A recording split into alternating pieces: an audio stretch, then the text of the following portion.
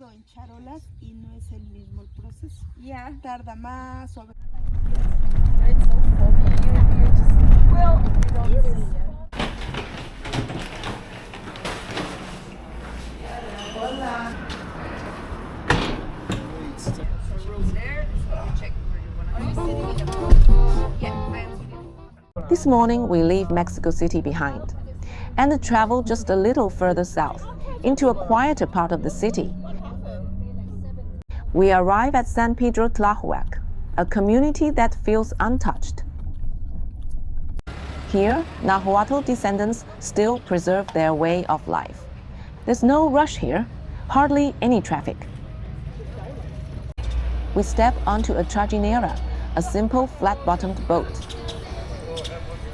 And slowly, we begin to drift. To do that, it's so hard. We have Fernando. Fernando is the engine in the boat. We call it café de olla. This is a olla, and we also have some cinnamon tea. The canals open up around us, narrow, green, and calm. At first, it feels like a peaceful ride. But then you realize, this is not just scenery. This is a system, a way of living. These floating plots of land are called chinampas, artificial islands built layer by layer. Mud, vegetation, roots, and time. An ancient way of farming, still working today. We step off the boat onto one of the chinampas. The ground feels soft underfoot. The family Ramirez, they have two different chinampas. One is called Temalacatitla, right here. This is the name of this one. And we also go a little bit further to visit Atlacalaquia.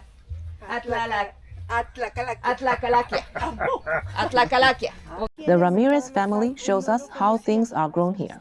Simple crops, carefully tended. No machines, no shortcuts. Just knowledge passed down, generation after generation. There's something quietly humbling about this. In a world moving so fast, this place slows you down. Some things don't need improving. They just need preserving. We sit down for lunch. Everything on the table comes from the farm. Fresh tortillas, simple fillings.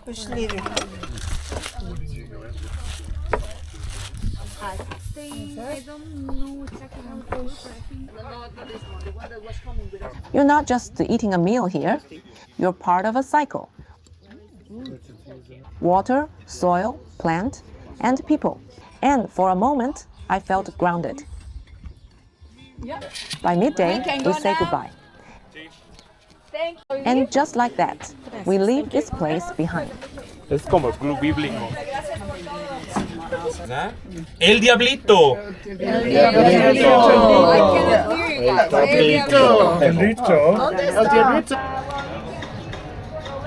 The journey to Puebla takes a few hours. From the window, the landscape changes. Canals give way to roads, farms to towns. And in the distance, mountains begin to rise. There's a quiet moment on the road when you realize how much you've seen and how much is still ahead. We arrive in Puebla in the late afternoon, and immediately it feels different.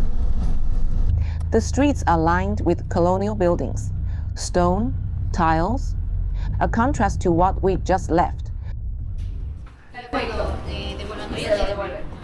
We follow our tour director Zeus through the city, turning corners, passing churches, noticing the small details. French that came to this area of Mexico. Puebla isn't loud. It reveals itself slowly. But also it's very beautiful. Take extra. These are really good. And that's where it's going. Gracias. Gracias. Muchas gracias. De nada. Guys, please. We arrive at La Pasita, a small historic bar in the city. Inside, time feels paused. Wooden counters, dim lighting. Here, we try something local, a drink called Pasita, a sweet liqueur made from raisins. It's sweet, rich, and unexpectedly comforting. In the evening, my friend and I head out again, this time to Augurio, a popular restaurant in Puebla. Puebla is famous for its mole. My favorite is the mole's Poblano, rich, complex, with a hint of chocolate. And just like that, day 3 comes to an end.